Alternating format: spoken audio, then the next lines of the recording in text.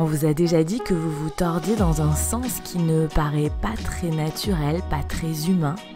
Peut-être que vous êtes abonné aux entorses, aux tendinites. Et si vous étiez hyper lax? Il y a énormément de personnes qui pratiquent le yoga et qui sont hyper laxes et qui n'en ont pas conscience. Dans cet épisode, nous parlons donc des hyperlaxes. Qu'est-ce qu'est l'hyperlaxité et comment repérer si vous l'êtes? Ce sujet des hyperlaxes sera traité dans 2 podcasts, 2 épisodes. Dans le 2e épisode, vous apprendrez comment gérer cette hyperlaxité au quotidien et dans votre pratique de yoga. Bienvenue dans Brève de tapis, le podcast de l'alchimie des corps. Ce podcast est pour ceux qui pratiquent le yoga à la maison ou en studio et qui souhaitent progresser sans se blesser, que vous soyez débutant ou non. Je m'appelle Marion et j'enseigne le yoga à Albi, dans mon studio et également en ligne. Je vous partage dans ce podcast des réflexions sur l'aspect postural du yoga, des astuces pour pratiquer à la maison en sécurité, des exercices d'autocorrection dans les postures de yoga et des anecdotes un peu plus personnelles. Allons-y! Si vous avez envie de faire du yoga avec moi en ligne pour appliquer les conseils que je donne dans ce podcast, je vous invite à découvrir la médiathèque de l'alchimie des corps. Il s'agit de ma plateforme de cours de yoga en ligne qui contient des cours de Hatha Yoga, de Yin Yoga, d'antidouleur chronique, méthode Bernadette de Gasquet, de Vinyasa Yoga. Il y en a pour tous les niveaux, pour toutes les durées. Il y a des cours de 10 minutes à 1h30, de débutants à confirmés. J'y donne également des conseils techniques où je décortique les postures et je vous explique comment adapter les postures à vos capacités, à vos besoins.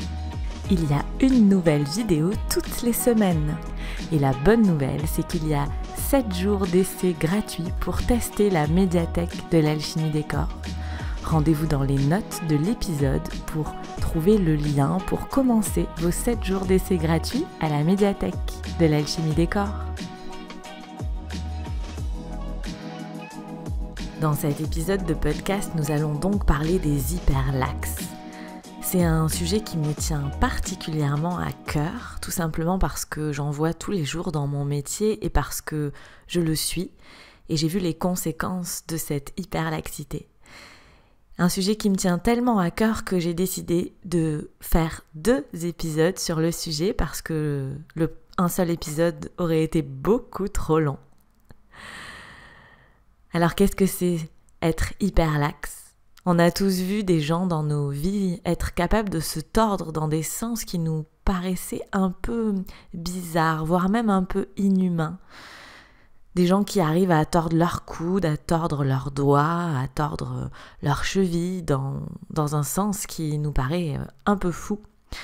Et on a vu ça dans la vie de tous les jours, mais le plus bel exemple d'hyperlaxité, ce sont vraiment les contorsionnistes dans les spectacles, ceux qui sont capables de faire des choses complètement inaccessibles pour le commun des mortels. Alors certes, il y a beaucoup de travail derrière tout ça, mais il y a aussi souvent une hyperlaxité. Alors s'il y a une chose qui est sûre, c'est qu'en yoga, dans les studios de yoga, il y a beaucoup de personnes qui sont hyperlaxes, et souvent d'ailleurs qui ne le savent pas. Pourquoi on a beaucoup de pratiquants de yoga qui sont hyperlaxes ? Parce que pour eux, le yoga, c'est facile. C'est-à-dire qu'il y a des postures qu'ils font vraiment très très facilement, donc le yoga leur paraît très accessible. Le problème, c'est que quand on est hyperlaxe et qu'on ne sait pas gérer cette hyperlaxité, on arrive certes à faire des choses avec son corps, à aller loin dans des postures de yoga, mais en fait on utilise l'hyperlaxité de l'articulation, puisqu'on va voir ça dans ces épisodes, que vraiment l'hyperlaxité se passe au niveau des articulations. Donc on utilise cette hyperlaxité des articulations pour en fait compenser un manque de souplesse dans les muscles. Et vous l'avez déjà entendu dans l'épisode sur les douleurs en yoga, Les articulations, elles ne sont pas faites pour être étirées, pour prendre de la résistance dessus. C'est fait pour être mobile, mais c'est pas fait pour forcer dessus. Et donc, quand on est hyperlaxe, on a accès certes à certaines postures de yoga facilement, mais souvent c'est parce qu'on se sert de cette hyperlaxité de l'articulation et pas parce qu'on a beaucoup de souplesse dans nos muscles. Et donc c'est complètement contre-productif. Alors du coup, les hyperlaxes en yoga, les profs de yoga pour nous, c'est hyper compliqué. C'est hyper compliqué à gérer parce que du coup c'est des gens, si on ne sait pas bien repérer l'hyperlaxité, ce sont des gens qui sont capables, on se dit waouh, ils ont beaucoup de niveaux en yoga, ils pratiquent depuis très longtemps, ils ont beaucoup de souplesse dans leur corps, et en fait non, c'est pas ça. Et en plus, c'est des gens qui sont très difficiles à corriger, parce que c'est des gens qui sont capables de se tordre dans tous les sens hyper facilement, et qui du coup, on a du mal à leur expliquer que le bon positionnement, il est là. Parce que eux, ils sont capables d'aller encore plus loin dans la posture sans prendre conscience, on va en reparler, qu'en fait, ils sont en train de se faire mal. Donc, les profs de yoga, en général, les hyperlaxes, tout le monde ne sait pas bien les gérer. Et même quand on sait les gérer, on sait que ça va être beaucoup plus de boulot que... Alors moi, personnellement, je préfère quelqu'un de très raide parce que ça va être beaucoup plus facile de lui indiquer comment travailler, d'utiliser tel ou tel accessoire. Mais il est raide, mais je vais être sûre qu'il ne va pas se faire mal. Alors qu'un hyperlaxe, on va avoir beaucoup plus de mal à le verrouiller dans les postures, à lui dire « Ok, la posture juste pour ton corps, elle est là », parce que, on va le voir, ils n'ont pas le message du corps qui renvoie qu'ils sont en train de se faire mal, et ils ont en plus cette capacité à se tordre un petit peu dans tous les sens. Et donc pour les profs de yoga, ça demande beaucoup, beaucoup plus d'attention, déjà d'être capable de repérer quelqu'un d'hyperlaxe, et ensuite de lui faire prendre conscience, on va le voir dans ces 2 épisodes, que le prof de yoga a vraiment un gros rôle à jouer pour faire prendre conscience que l'hyperlaxité, c'est un problème, que c'est un vrai problème en yoga et que ce n'est pas du tout un avantage. Et alors le pire du pire, ce sont les hyperlaxes enceintes. Parce que quand on est enceinte, justement, les hormones de la grossesse font que les ligaments, les tendons sont encore plus laxes pour que le corps puisse suivre cette transformation sans souci, donc pour que le ventre puisse grossir, tout ça. Et du coup, les hyperlaxes enceintes, c'est double combo, quoi. C'est encore pire. Et alors, je me rappellerai toujours d'un exemple, je voulais partager avec vous un exemple d'une anecdote que j'ai eue en formation de Yin Yoga, qui m'a fait un petit peu hérisser les cheveux sur la tête, donc je tenais à partager ça avec vous. Il y avait, comme pareil, on en reparlera dans ces 2 épisodes, il y a beaucoup d'hyperlaxes qui font du yin, sauf que c'est peut-être encore plus compliqué, encore plus dangereux, entre guillemets. Et je me souviens d'une posture d'une personne, en effet, pour moi, elle était très hyperlaxe. Et je me souviens qu'elle fait une posture et la formatrice la formatrice nous dit « Ah regardez ce qu'elle fait avec ses coudes, c'est complètement fou. Oh là là, regardez ce qu'elle fait avec ses coudes. » Alors oui, c'est complètement fou. Mais on n'est pas dans un spectacle de cirque ou de contorsionnisme. Et moi, ce qui m'a énormément embêtée, c'est que la formatrice n'a pas rebondi sur le fait qu'elle était en train de se faire mal, que justement, elle était très hyperlaxe. Et donc, elle était en train de se faire mal. J'avais envie de partager avec vous cette anecdote pour essayer de vous faire prendre conscience que cette hyperlaxité qui est très présente en yoga, on en voit vraiment beaucoup, mais souvent elle est mal gérée par les profs de yoga.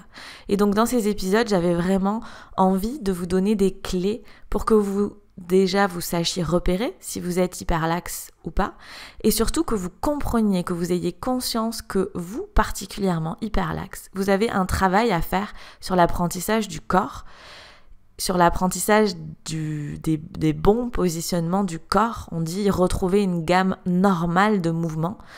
Vous avez cet apprentissage à faire encore plus que le reste du monde. Et que bien évidemment, le yoga peut vous y aider.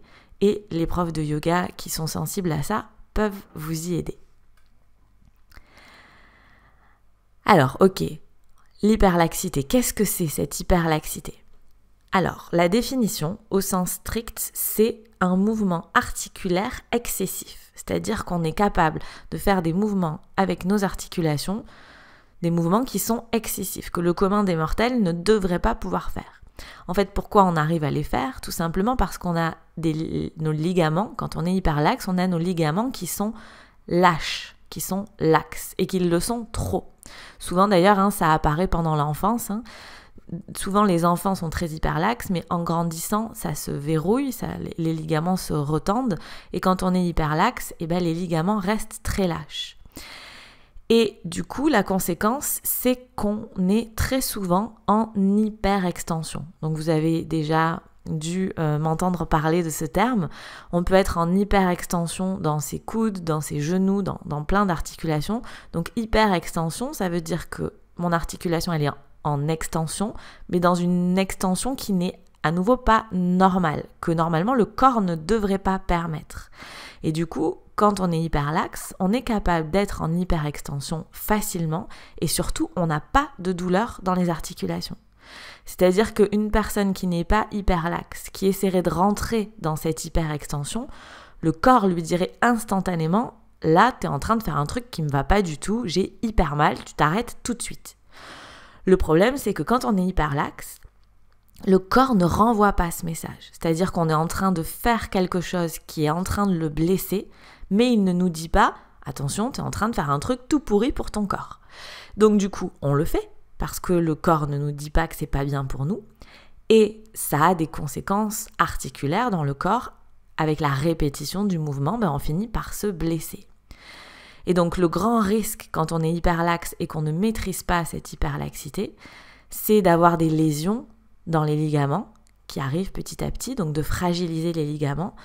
Du coup, d'avoir des entorses très régulièrement, on va en reparler, et même des fractures beaucoup plus facilement que le reste du monde. Pour vous expliquer un petit peu ce risque qu'il y a quand on est hyperlaxe, je voulais vous donner mon exemple personnel. Peut-être certains d'entre vous le savez, mais je travaille avec un ostéopathe sur Albi, on échange beaucoup. Et la dernière fois que je suis allée le voir, il m'a dit oh là là, mais en fait, t'as une petite entorse au genou. Et en effet, une fois qu'il m'a remis mon genou, j'ai bien senti, avec la conscience du corps acquise avec les années, que ça allait mieux, que notamment mes chevilles et mon bassin allaient mieux. Mais je n'avais aucune sensation d'avoir une entorse au genou, et encore moins, je n'avais eu aucun moment dans ma vie quotidienne ou dans ma pratique de yoga où je me suis dit, mince, là, tu t'es fait une entorse au genou. Et c'est ça le danger des hyperlaxes, c'est que du coup, on peut aussi se faire, comme moi dans mon cas, une petite entorse au genou, ne pas le savoir, ne pas le sentir, mais cette entorse, elle a forcément des conséquences dans l'équilibre du corps. Donc on peut avoir le bassin qui se déplace, la cheville qui compense, le dos qui compense, et donc à terme, ça crée des positionnements dans le corps qui sont pas bons pour lui, et donc les conséquences peuvent être assez importantes. Donc vraiment, dans cette définition de l'hyperlaxité, c'est ce mouvement articulaire excessif. Ok, mais surtout, pour moi, ce qui est important de retenir, c'est que le corps ne renvoie pas le message comme quoi il y a un problème avec le mouvement qu'on est en train de faire et qu'il va nous blesser sur le long terme. Alors, comment repérer si on est hyperlaxe ou pas? Alors, j'aimerais vous donner quelques pistes. D'abord dans la vie quotidienne et ensuite dans votre pratique de yoga. Alors, bien évidemment, ce n'est pas exclusif, ce sont quelques pistes, il y a d'autres façons de le repérer. J'aimerais juste partager avec vous ce qui a fonctionné pour moi et pour mes élèves, ce que j'ai pu observer dans mon propre corps et dans tous les autres corps que j'ai vus passer en yoga, où je le rappelle, il y a énormément d'hyperlaxes parce que pour eux, cette discipline du coup est plus facile ou semble plus facile. Alors, pour vous donner quelques exemples, pour repérer si vous êtes hyperlaxe dans la vie quotidienne. Le premier exemple que je peux vous donner, c'est si on vous a déjà dit que vous faisiez un truc pas normal avec votre corps. J'entends par là que, en général, l'hyperlaxité, quand on est hyperlaxe, ça se traduit au niveau des épaules, des coudes, des poignets, des chevilles, des doigts et des genoux, à peu près, toutes les grandes articulations de notre corps. Et donc souvent, ça veut dire qu'on est capable de tordre les articulations dans un sens pas très humain, j'ai envie de dire. Typiquement, souvent on est capable de se tordre les doigts dans plus que la normale. L'exemple aussi que je peux vous donner, qui est mon exemple personnel, mais il y a beaucoup de gens qui sont comme ça, c'est au niveau des genoux. Moi, quand je me tiens debout, naturellement, je pousse les genoux vers l'arrière. Et donc ça fait des jambes assez arquées. Il y a une élève un jour qui m'a dit « Ah oui, moi on m'a toujours dit que je me tenais comme un flamant rose ». C'est un peu l'idée. C'est-à-dire que les genoux sont poussés vers l'arrière et donc l'articulation est complètement poussée vers l'arrière. Et le commun des mortels, quelqu'un qui n'est pas hyperlaxe, normalement il ne peut pas pousser ses genoux en arrière à ce point-là. S'il le fait, le corps, une fois de plus, renvoie le message que ça fait mal. Et donc souvent, les gens, ils vont vous dire « Oh là là, mais t'es capable de mettre tes genoux en arrière comme ça, mais t'as les jambes hyper arquées. Ah, c'est trop bizarre !» Bon, voilà, si on vous a dit ça quand vous étiez petit ou même à l'âge adulte, c'est un bon exemple c'est quelque chose à repérer qui peut-être peut vous indiquer que vous êtes hyperlaxe.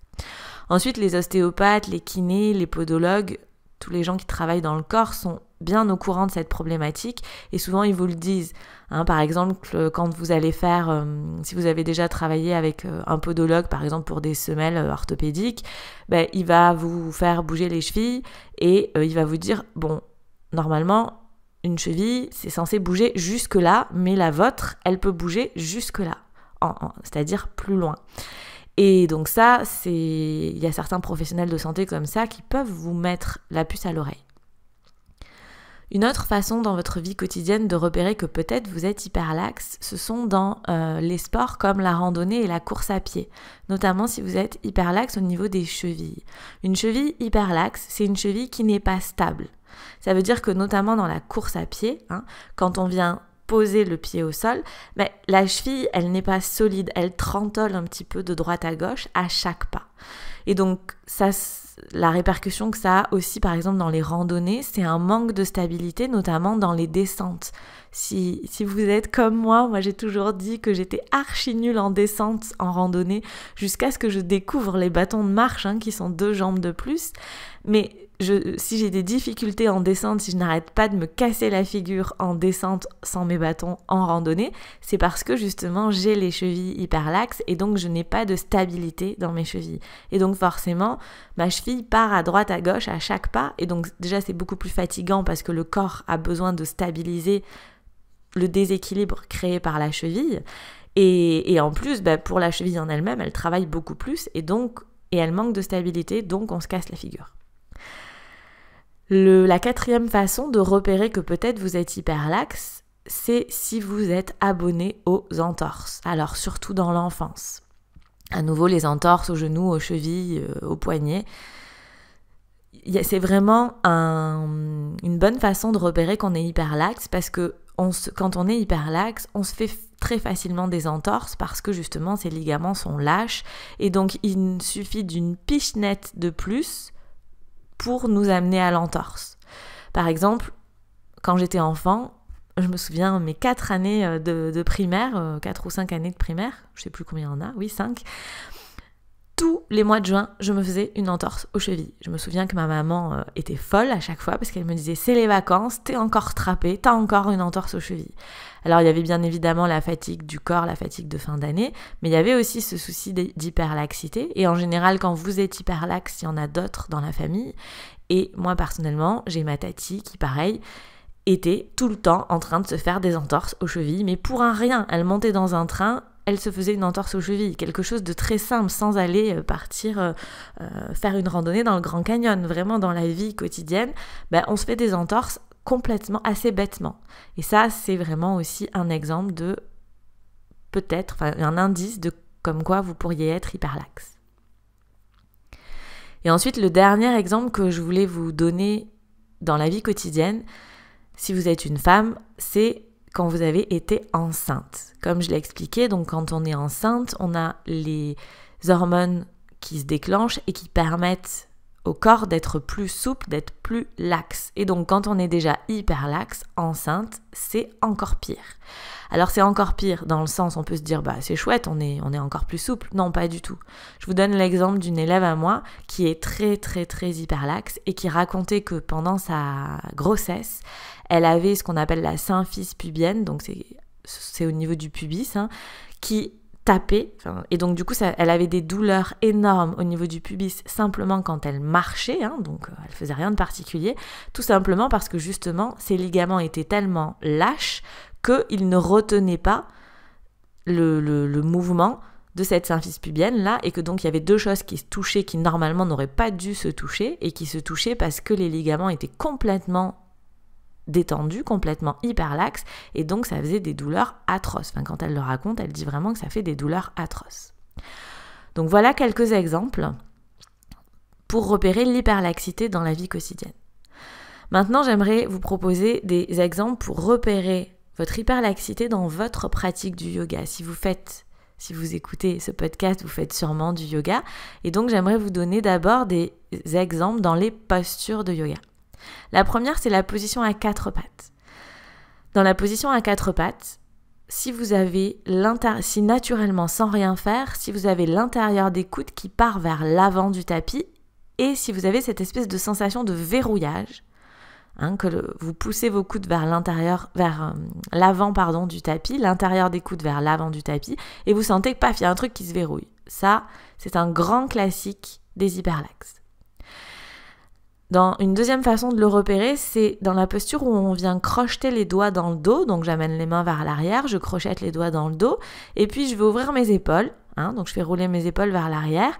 Mais comme je suis un peu bloquée au niveau des épaules, je sens que je peux m'aider avec mes bras. Donc je pousse bien les 2 poings crochetés vers le sol. Et là en général, j'ai pareil l'intérieur des coudes qui tourne vers mon dos. Il ne reste pas face à face, il tourne vers le dos. Ça, c'est le signe que je suis en train de rentrer dans cette hyper-extension et donc que potentiellement, je suis hyperlaxe. La troisième posture dont je voudrais vous parler, c'est la posture debout. Donc, je vous ai déjà donné cet exemple dans la vie quotidienne, mais vous pouvez aussi le retrouver dans le yoga. Si en vous tenant debout, vous rentrez vos genoux vers l'arrière, et pareil qu'il y a cette sensation de verrouillage, ça, c'est un signe d'hyperlaxité des genoux. La quatrième posture dont on peut parler, c'est dans le chien tête en bas. Si vous êtes hyperlaxe des épaules, les personnes qui sont très hyperlaxes des épaules, dans le chien tête en bas, elles ont quasiment le front au sol, voire le buste qui tire vers le sol. Déjà, l'alignement du chien tête en bas, quand on est comme ça, il n'est pas bon. Mais en plus, ça veut dire qu'on joue avec l'hyperlaxité, l'hyperextension des épaules. Donc, si vous avez dans le chien tête en bas presque la tête au sol, il y a des questions à se poser, en effet, au niveau de l'hyperlaxité des épaules. Et le dernier exemple que je peux donner en yoga, c'est dans la posture du lotus, ou la posture assise, jambes croisées, à partir du moment où vous venez ramener une cheville sur une cuisse. Donc souvent, d'ailleurs, le lotus est accessible aux hyperlaxes parce que justement, ils se servent de l'hyperlaxité de la cheville pour passer cette posture entre guillemets. Et donc, si quand vous êtes assis en lotus ou donc avec la cheville sur la cuisse, que vous avez la cheville qui est toute cassée, j'ai envie de dire, qui est hyper fléchie et que vous n'avez pas mal au bout de 30 secondes, il y a des chances pour que vous soyez hyperlaxe. Dans ces postures-là, une personne qui n'est pas hyperlaxe, quand elle est assise en lotus ou ou si sa cheville est dans une hyperextension, si sa cheville est pliée d'une façon bizarre, au bout de 30 secondes, 1 minute, elle va vous dire « Ah non, mais là, j'ai trop mal à la cheville, il faut que je sorte de cette posture. » Un hyperlaxe, une fois de plus, il n'aura pas ce message-là. Donc là, je vous ai donné 5 exemples de postures potentiellement dans lesquelles vous pouvez repérer que vous êtes ou pas hyperlaxe. Dans votre pratique maintenant, dans la pratique de yoga, pour moi, il y a 3 choses qui peuvent vous aider à repérer que vous êtes hyperlaxe. Si dans votre pratique de yoga, vous avez cette sensation de verrouillage au niveau des articulations, vous avez l'impression qu'il y a quelque chose qui se bloque, alors du coup, quand on est hyperlaxe, c'est une sensation qui est plutôt agréable parce que on a l'impression que ça stabilise l'articulation. Parce que ce verrouillage là, c'est vraiment un truc qui fait cloc. Ben oui, ça stabilise l'articulation et qu'on sent bien que notre articulation, elle n'est pas stable. Sauf que ce verrouillage, il n'est pas du tout bon pour l'articulation. Il y a d'autres façons de la verrouiller qu'on verra dans le 2e épisode de ce podcast sur les hyperlaxes. Mais cette sensation de verrouillage là où je tourne mes coudes ou mes genoux, les coudes vers l'avant, les genoux vers l'arrière, ça dépend. Cette sensation de verrouillage, elle n'est pas du tout bonne pour le corps. Une autre façon de repérer que potentiellement vous êtes hyperlaxe, ce sont les douleurs. Parce que quand on est hyperlaxe, certes, on n'a pas de douleur sur le moment au niveau de la pratique, mais par contre, comme il y a des lésions qui se créent dans le corps, avec la répétition des mouvements, dans certaines postures, on commence à avoir mal. On a mal, on a soit des décharges électriques qui arrivent, soit carrément des tendinites. Les hyperlaxes ont souvent des tendinites parce que justement, une fois de plus, le corps ne renvoie pas le message qu'ils sont en train de se faire mal, mais ils se font mal. Et donc, au bout d'un moment, quand même, ça finit par ressortir, en général, à côté. C'est-à-dire que si j'ai une tendinite, si j'ai un problème d'hyperlaxité au coude, je vais avoir mal, pas dans l'articulation du coude, mais dans les muscles autour, sur le bras ou l'avant-bras autour. Donc, c'est aussi une bonne façon de repérer que potentiellement vous êtes hyperlaxe. Donc du coup, dans cet épisode de podcast, on aura vu, j'espère que vous aurez un petit peu mieux compris ce qu'est ce phénomène d'hyperlaxité, que vous aurez pris conscience que c'est vraiment quelque chose dont il faut s'occuper quand on est hyperlaxe. Et d'abord, la première façon de s'en occuper, c'est de repérer si oui ou non on est hyperlaxe. Et donc avec les exemples que je vous ai donnés dans la vie quotidienne et dans votre pratique de yoga, peut-être que vous allez repérer ou pas que vous faites partie de ces personnes qui sont hyperlaxes. J'aimerais que d'ici le prochain épisode de podcast, vous vous observiez dans votre vie quotidienne et sur votre tapis de yoga pour repérer si oui ou non d'après vous êtes hyperlaxe. Et dans le prochain épisode de podcast, je vous expliquerai pourquoi et comment le yoga va vous permettre de prendre conscience de cette hyperlaxité et surtout d'apprendre à la corriger sur votre tapis de yoga et dans votre vie quotidienne. Merci encore pour votre écoute. Merci d'avoir écouté jusque-là et je vous dis à très vite pour un nouvel épisode. Si cet épisode vous plaît, n'hésitez pas à le partager sur vos réseaux sociaux, peut-être à le partager par mail aux personnes qui pourraient être intéressées, qui se posent peut-être les mêmes questions que vous sur le yoga.